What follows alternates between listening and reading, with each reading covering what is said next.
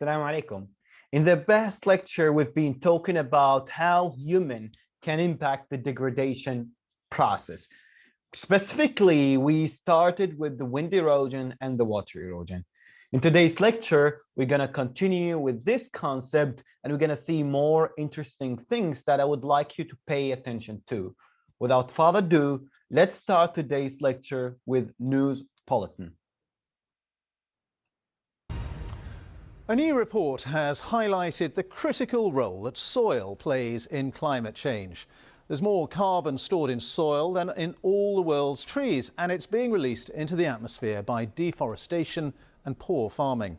Well, the scientists behind this study say that already nearly half the world's population is suffering because of the way that land is degraded. Here's our environment analyst, Roger Harrabin. Soil erosion, a double problem.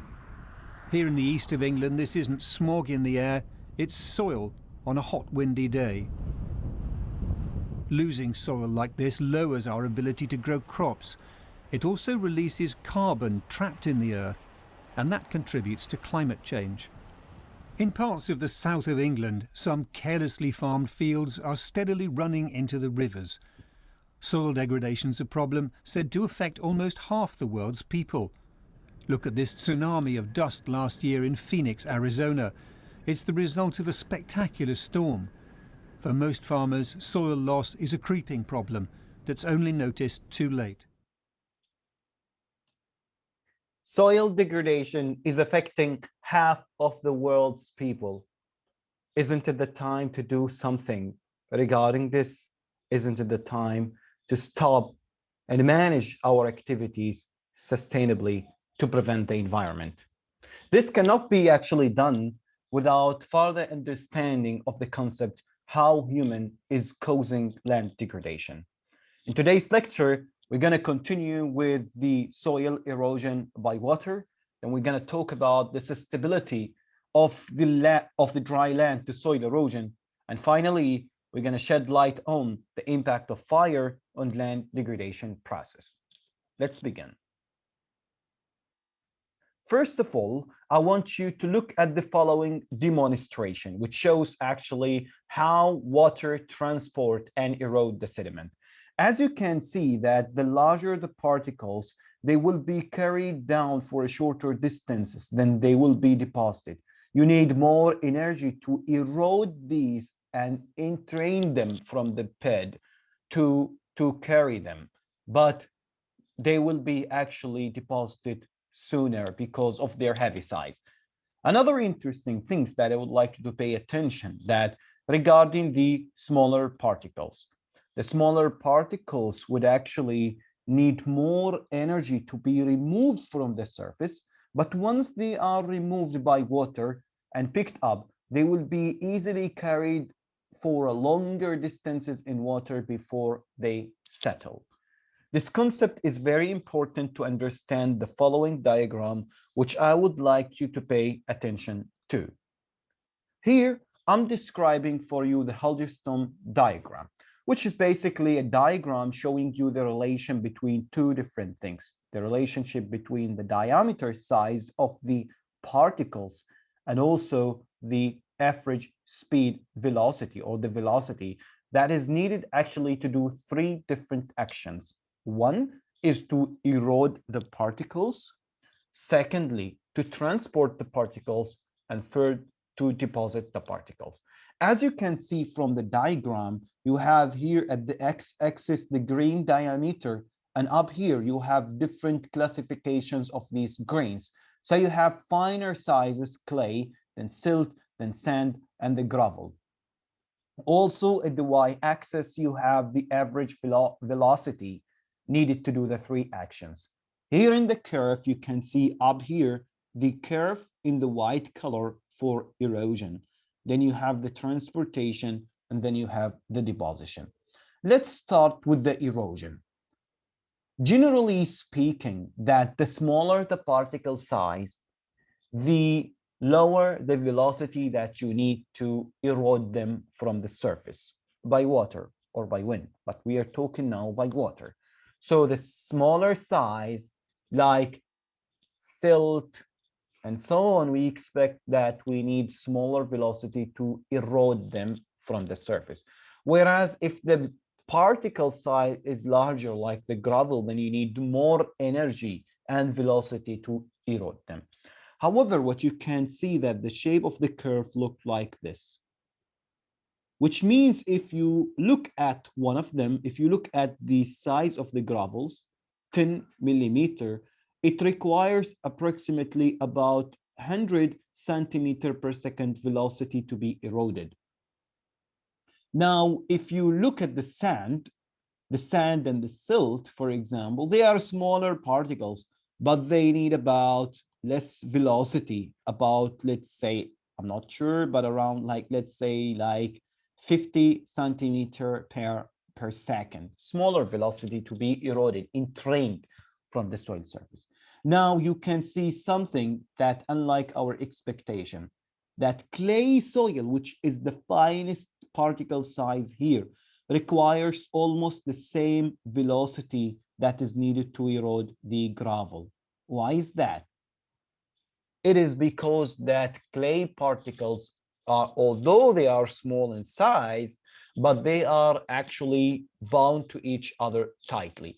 And therefore, you need more energy to remove them as compared, or to erode them as compared to silt and sand, which are basically not that coherently bound to each other. Now, once the particles are eroded, they will be carried by the water. And here we have the transportation velocity.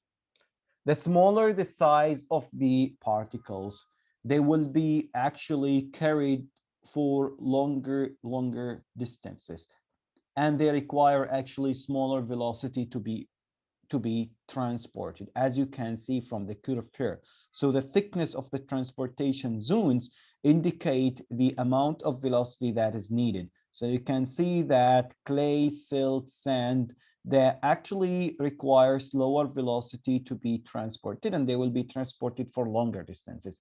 But the thickness here decreases as we approach the gravel size, and the thickness of the deposition increase here. It indicates that these particles, which are like gravels, will be deposited faster and quicker because they need, actually, because of their heavy size. You can find further information about this in the following links here, and I uploaded also another video in the model for you. Now, why this is very important for us, and why soil erosion is really very important to us? Because with erosion, you are actually losing soil, leading to loss of a nutrient, and therefore causing the degradation of the land. Humans tend to have different management scenarios that would control the soil erosion and also maximize the production from the land for agricultural purposes. Here, demonstrating for you a case study that happens in one of the Chinese area. Well, basically, they used to have a management called longitudinal ridge. A longitudinal ridge, it's basically, this area is a slopy area. A longitudinal ridge is basically, they create furrows like this, by which these furrows are oriented along the slope.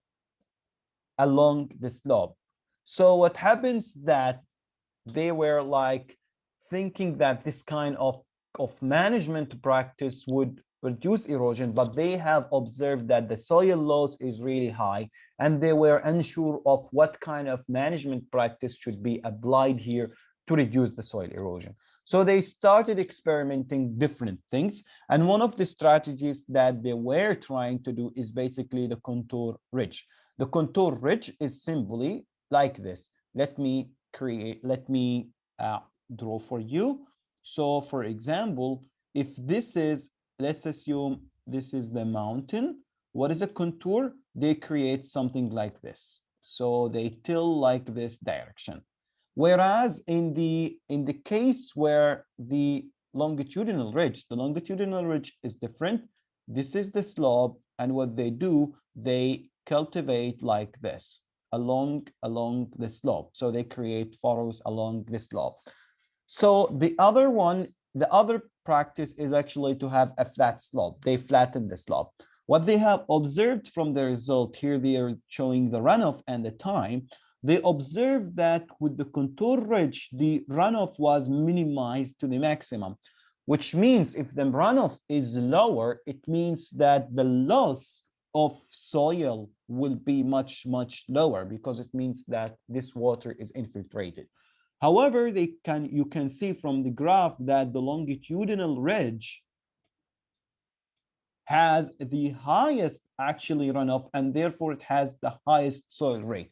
Why this happened? Simply because when runoff happens, they actually flow at the beginning as a sheet flow along all of these areas.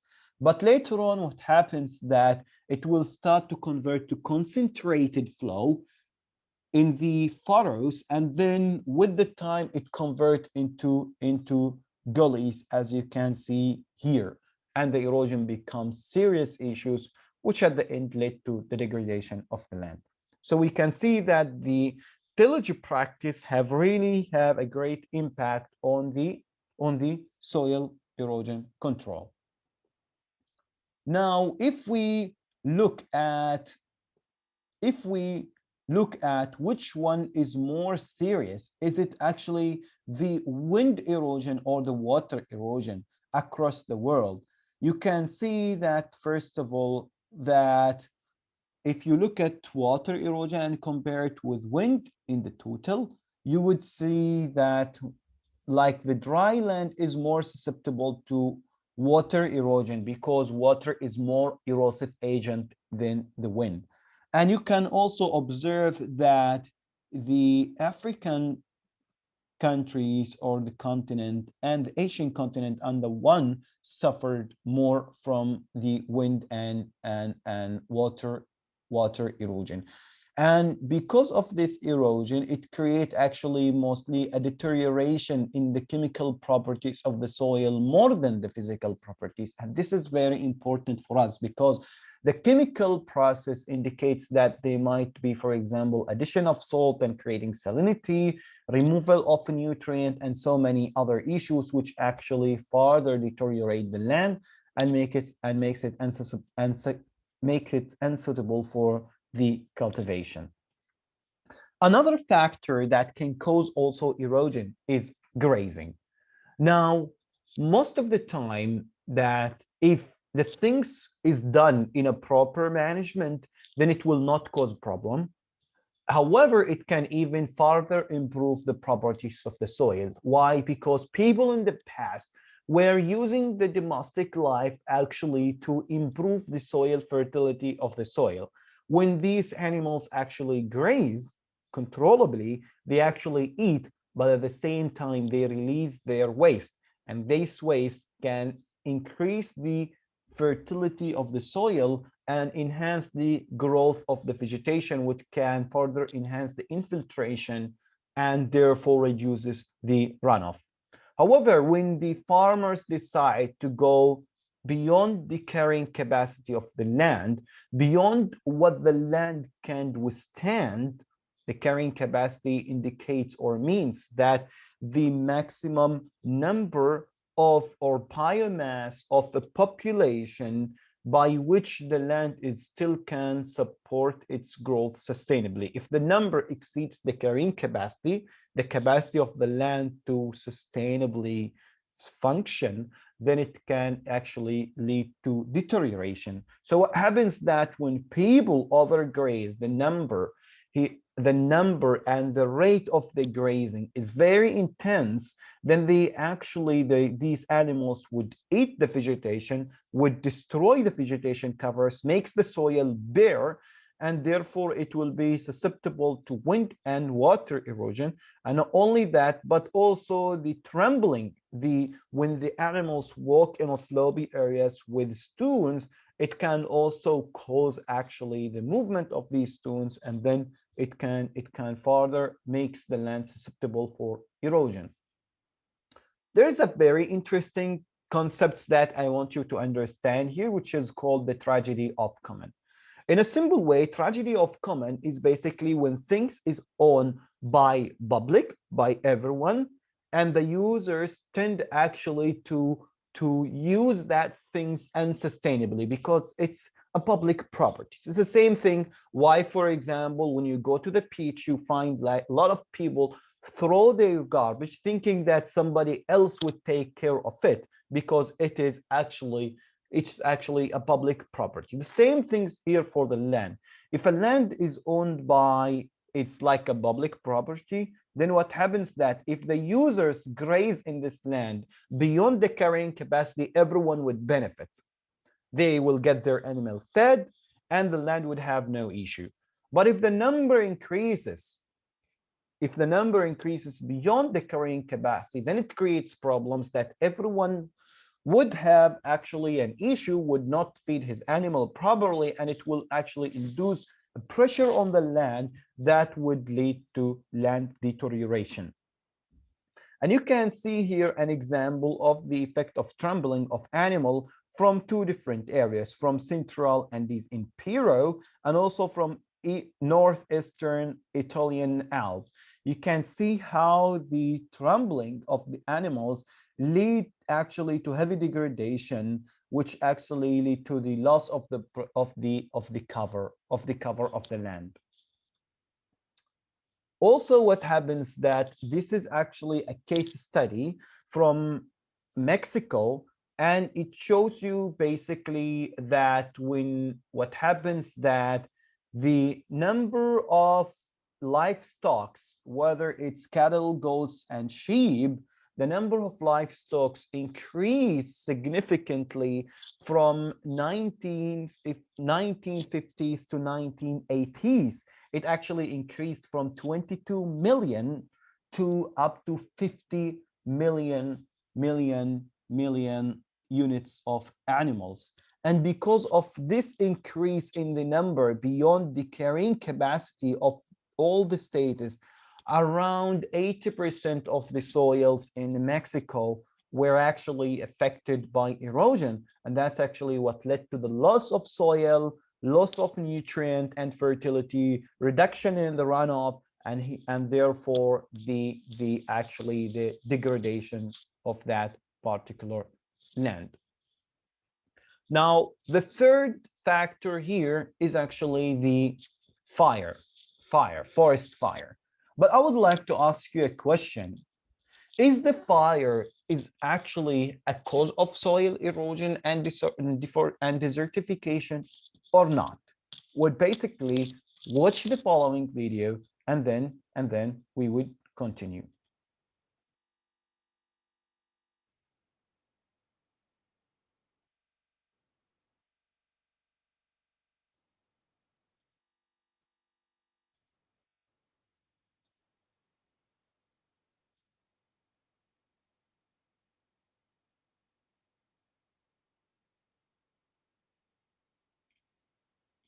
On average, wildfires burn up to 5 million acres of land in the United States each year. While they can start naturally, wildfires are often caused by humans, with devastating consequences. Wildfires are large, uncontrolled infernos that burn and quickly spread through wild landscapes. Types of wildfires may include forest, brush, and peatland fires, depending on the landscapes affected. Wildfires require three components known as the fire triangle: a heat source, fuel, and oxygen. Heat sources such as the sun, a hot bolt of lightning, or a smoldering match can supply enough heat to spark a fire. That spark then turns into flames when fuel or any flammable material is present. Dry, dead grasses, leaves, and trees are common fuels for wildfires, but so are living vegetation called green fuels. Pine trees and other evergreens contain flammable oils that can burn when exposed to a heat source. As the fuel burns, the resulting flames feed and thrive off of oxygen. When air movement or wind occurs, not only is more oxygen supplied to the fire, but it may also help transport and spread the flames. Since wildfires occur outdoors, they have a nearly endless supply of oxygen from our atmosphere to burn. Many wildfires are the result of natural causes. A warmer climate and weather patterns like El Niño can create the hot, dry conditions necessary for fires to erupt. However, about 90% of wildfires are caused by human activity, such as campfires that become uncontrollable, improperly handled cigarettes, or arson. Although wildfires occur worldwide, they are most common in the western United States. There, high temperatures, drought, and frequent lightning and thunderstorms can create the perfect setting for wildfires. While they can be destructive and sometimes even deadly for humans, wildfires do play an important role in nature. They can help a forest by removing harmful insects or diseased plants, and they can clear thick canopies to help sunshine reach seedlings on a forest floor. By being aware of the conditions necessary for wildfires to occur, they can be managed and prevented, thereby saving lives and making way for the positive effects of wildfires.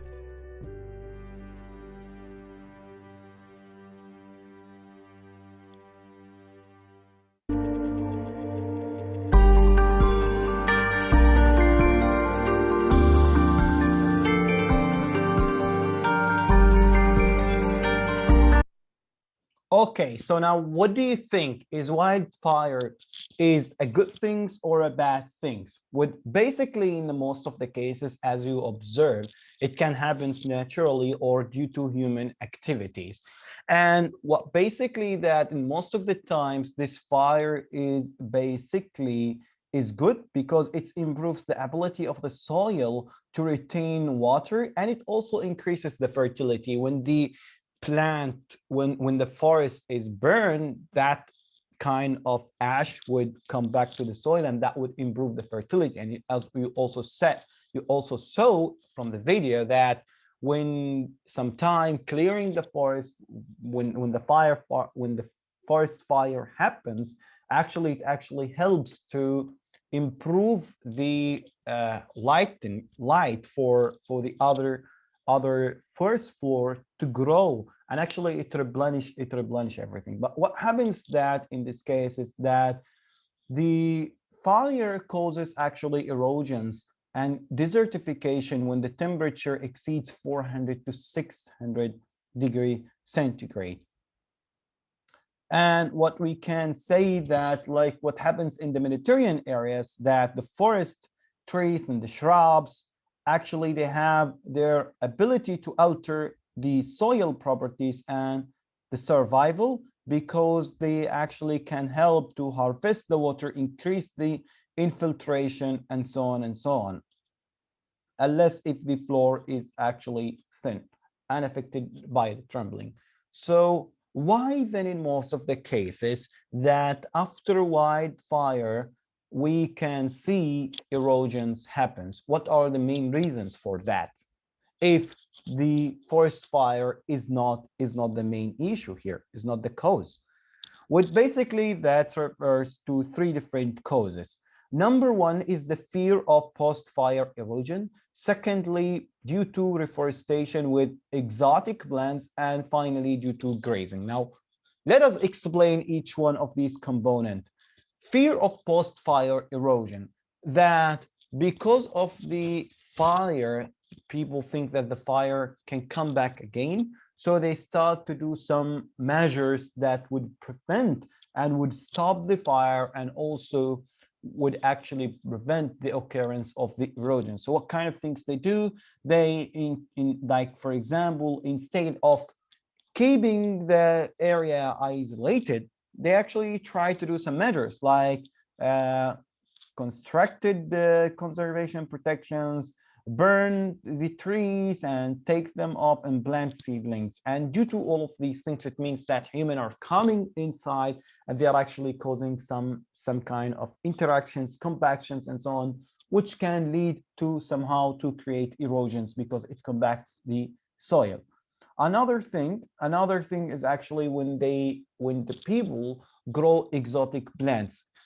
When these trees actually burn, they grow sometimes exotic plants that does not belong to this area. what happens that these plants, as I mentioned in the previous lecture, might not adapt to the situation or might grow vigorously, uncontrollably, and it might not act the same positive ways to improve the soil conditions. And finally is basically the grazing. And here that the animals actually, like sheep and goats, prefer actually the plant that grow immediately after fire because it's rich of nutrient, and that what actually can lead to soil erosion. I think that's all from this lecture. I hope that you enjoyed it and you have learned new things. So discuss with your colleague, and if you have anything difficult you still did not get, we would discuss it more in the discussion session. And here are also some of the references that I used to design this lecture, and there are some videos that you can look at. And till that time, I wish you very wonderful day and take care. And goodbye, guys. Bye.